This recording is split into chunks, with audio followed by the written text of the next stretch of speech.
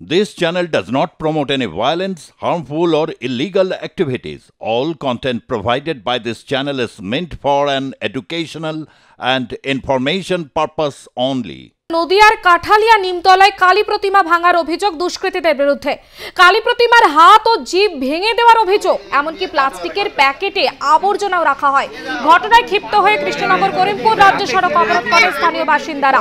সম্প্রতি বাংলাদেশে একের পর এক অশান্তির খবর এসেছে। এবার বাংলাদেশের আঁচ যেন এ রাজ্যেও ভাঙা হচ্ছে মন্দির এবং তার পাশাপাশি প্রতিমা। আরো বিস্তারিত আমরা জানবো, আমাদের সঙ্গে সরাসরি রয়েছে আমাদের প্রতিনিধি বিশ্বজিৎ দেবনাথ।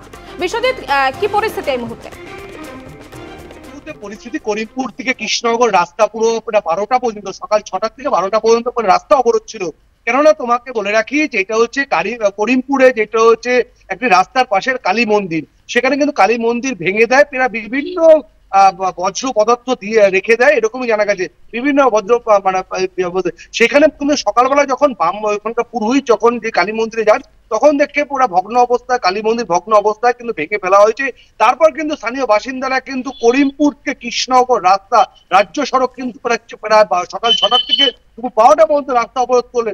তারপর কিন্তু করিমপুর থানা পুলিশ ঘটনাস্থলে এসে রাস্তা তাদের সাথে কথা বলার পরে তারপর দেখো এদিকে হিন্দুদের উপরে অত্যাচার করছে বাংলাদেশে। পাশাপাশি দেখে আসি নদিয়ার ফরিদপুরে একটি মা কালীর মন্দিরে কিন্তু ভাঙচুর করে, মায়ের মন্দির ভাঙচুর করে বা বিভিন্ন সরঞ্জাম নিয়ে যায় বা ভাঙচুর করে, এরকমই। তারপর কিন্তু সাধারণ বাসিন্দারা, ফরিদপুর বাসিন্দারা কিন্তু রাস্তা অবরোধ করে। দেখো কিছুক্ষণ আগে কিন্তু 12টার পর থেকে কিন্তু রাস্তা স্বাভাবিকভাবে হয়েছে, এরকমই।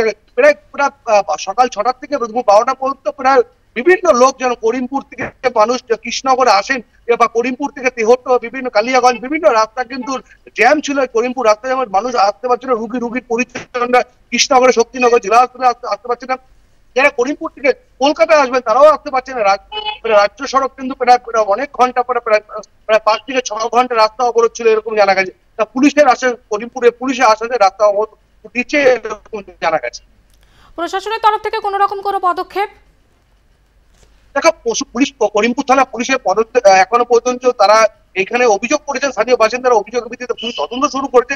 তদন্তের ভিত্তিতে এখনো পর্যন্ত স্পষ্ট নয় যে কে কারা রাতের অন্ধকারে ভেঙেছে, এই নিয়ে পুলিশ তদন্ত শুরু করেছে করিমপুর থানার পুলিশ।